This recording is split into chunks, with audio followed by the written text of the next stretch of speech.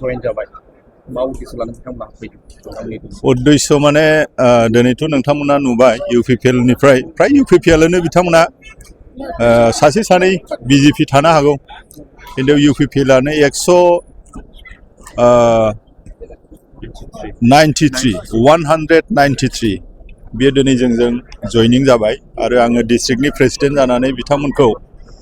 block आरो district जायहा जि जयगथा दङ बेबायदियै प्राइमारिफोराव जोङो बिसोरखौ सोनानै लागोन खामानि मावहोगोन आरो बिथांमोना नुदों बे खम समनि बिथोरावनो 3-4 मासनि बिथोरावनो दिनै जोंनि मानगोनां हाग्रामा महिलारि सार जोंनि चिफ जोंनि प्रेसिडेन्टआ जेरैबायदि सा खोला सानजा सोनाब उन्नतिनि थाखाय खामानि मावदों आरो जि 5टा गेरेन्टि मोनबा गेरेन्टिखौ दाखालि 10 तारिख BTC एकर्ड डेआवनो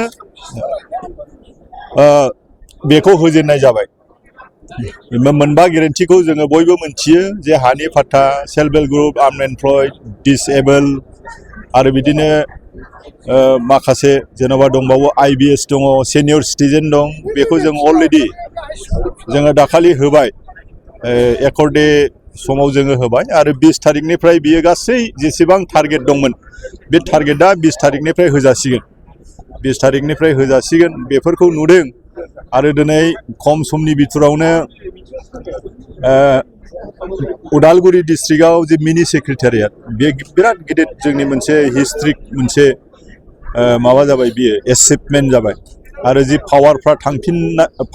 थांदोंमोन बै समाव बे पावारफोरखौ गासैखौबो लाबोफिनजोबनाय जाबाय आरो गावनो चिफ मिनिस्टारा गावनो बुंदों जे जैदिन माने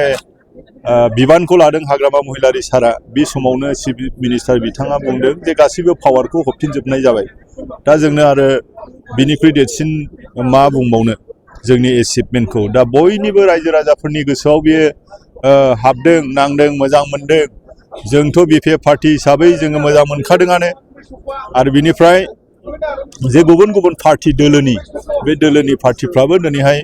बेफोरखौनो मोजां मोननानै जोंजों चिरां दुवाराव जोङो आराम्भ खालामबाय गुबुनाव सासे सानै खालामबाय दा मेसिभ जयनिंखौ जोङो दिनैनिफ्राय आराम्भ खालामबाय जासिगोन गुबुन नावबो जागोन आरो जोंनि MLA जायखौखि हरा मानो हाग्रामा सारा केन्डिडेट हिसाबै 19 नम्बर सिडलियाव बे देरहागोनना दिनै खाथां जानानै फैदों सिट शेरिंखौ जोङो दा जोङो गाहाय लेभेलनि लिडार हिसाबै जोङो जेबो बुंथ'नो हाया बे जोंनि हाइकमान्डनि खोथा थाबाय हाग्रामा सारनि खोथा थाबाय हाग्रामा सारा जेरैबायदि खालामो बेबायदिनो जागोन जिहेतु बिसायख'थिया विधानसभा पार्टी सफैबाय जिहेतु मोनफ्रोमबो दोलोनि बिजाथिफोरखौ लानानै मोनसे दोलाव